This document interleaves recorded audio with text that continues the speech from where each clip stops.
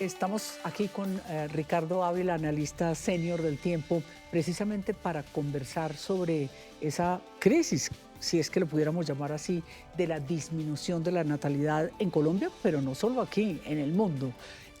¿Cómo mirar esas cifras? Usted hace este gran análisis que implica para un país como nosotros, para una región como América Latina y por supuesto los países asiáticos y otros que empiezan a ver disminuir esas generaciones, esas nuevas generaciones. Acuérdense que nos pueden seguir por Boombox de Blue Radio. Ricardo, ¿cómo se ve ese panorama?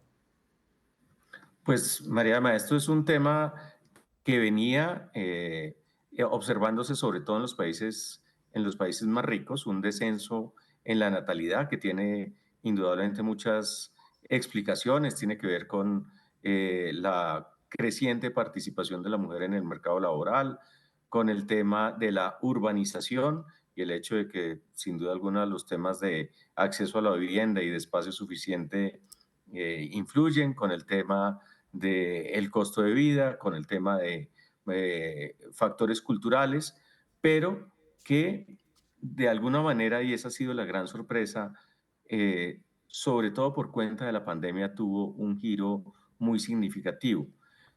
Y si bien este es un fenómeno global, concentrémonos pues, por ahora en el tema de Colombia. Para ponerlo en contexto, Colombia el año pasado vio o registró 445.000 nacimientos. Esa cifra es inferior Ok. en más de 50.000 niños a la registrada en 1950. Es decir, que habría que volverse cerca de 80 años para encontrar una cifra similar de nacimientos. Y estamos hablando de un país de un tamaño muchísimo menor al de hace 80 años. Sí. Antes, en el censo de 1951, la población en Colombia fue de 11 millones y medio de personas. Y con 11 millones y medio de personas había más nacimientos de los que estamos registrando ahora. Eso es simplemente para poner en contexto el Sí. tema. En promedios, lo que quiere decir es que de cerca de 6 hijos por mujer, que era la natalidad en Colombia a mediados del siglo pasado, estamos ahorita en un promedio de 1,1.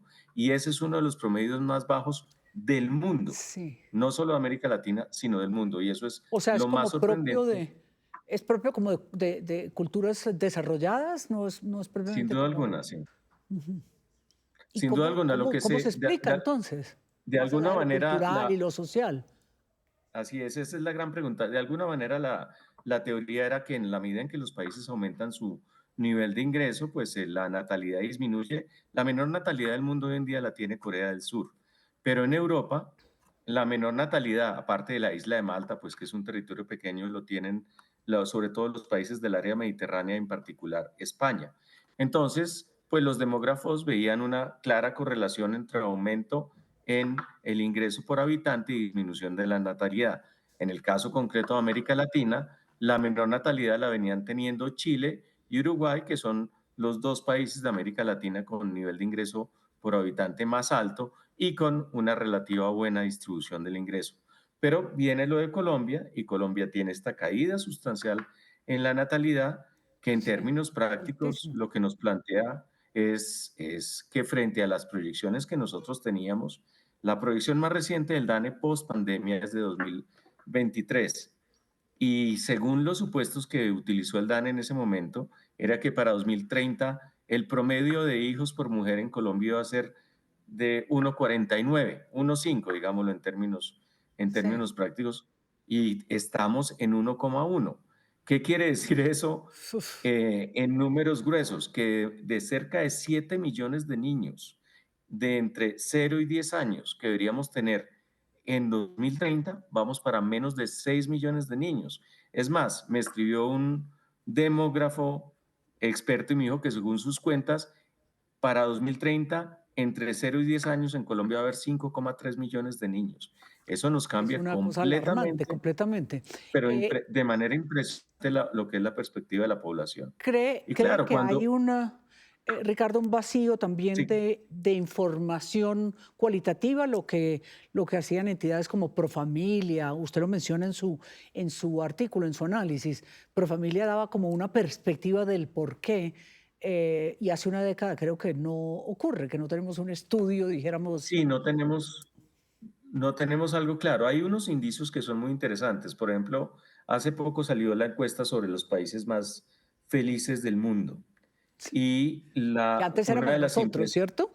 así es, en algún momento llegamos a hacerlo, pero una de las impresiones, y esto me lo comentó Eduardo Lora, el exdirector de FEDesarrollo y ex economista jefe del Banco Interamericano de Desarrollo, que muestra cómo en la medida en que los colombianos se sienten menos felices, es algo que muestran las encuestas, eso puede influir también en las decisiones de natalidad. Y la verdad es que cuando uno sale a la calle y le pregunta a los jóvenes si dentro de sus planes está tener una familia, uno los ve bastante abrumados con el presente Sí, y totalmente. claramente eso acaba traduciéndose en las cifras. eh, y, y claro, la gran inquietud es realmente cuántos somos. Según las predicciones o las proyecciones del DANE de hace 2 años, seríamos cerca de 53 millones de personas este año y la verdad es que esas proyecciones frente a la realidad pues mostraron una sobreestimación. Entonces muy Ricardo, probablemente estemos más cerca de los 50 millones de lo que pensábamos. sí. Quería preguntarle también el fenómeno migratorio. Estados Unidos con estas cifras que acaba de dar en la política arancelaria, pero también el castigo migracional, ¿en qué va a cambiar esa realidad, tanto en Europa como en Estados Unidos? Va a cambiar mucho lo que alimentaba, dijéramos, esa natalidad, esas cifras demográficas?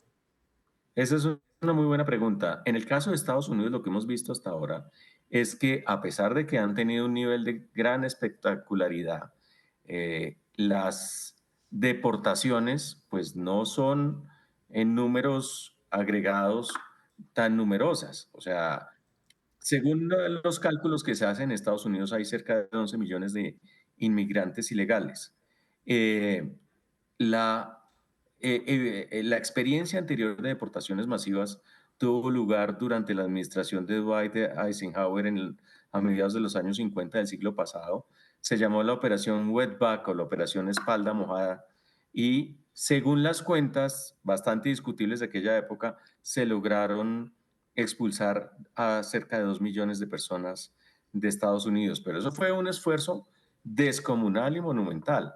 Entonces, pensar que van a ser en Estados Unidos o van a lograr deportar a millones de personas, más allá de, una vez más, de todo este tema de los vuelos, del uso de Guantánamo, etcétera, etcétera, pues eso es un tema mucho más complejo, con obviamente una gran cantidad de inquietudes sobre los impactos que crearía por dentro en Sí. la economía de Estados Unidos. Los inmigrantes son Pues fundamentales en la industria de la construcción, en los alimentos, en los servicios, en el cuidado de personas mayores. Entonces, pues si a eso se le combina con este tema comercial que hablábamos al comienzo, pues obviamente las perspectivas en ese país son inquietantes. Se les van a subir los precios de los artículos totalmente. y los precios del trabajo, el costo de la mano de obra se les va a disparar.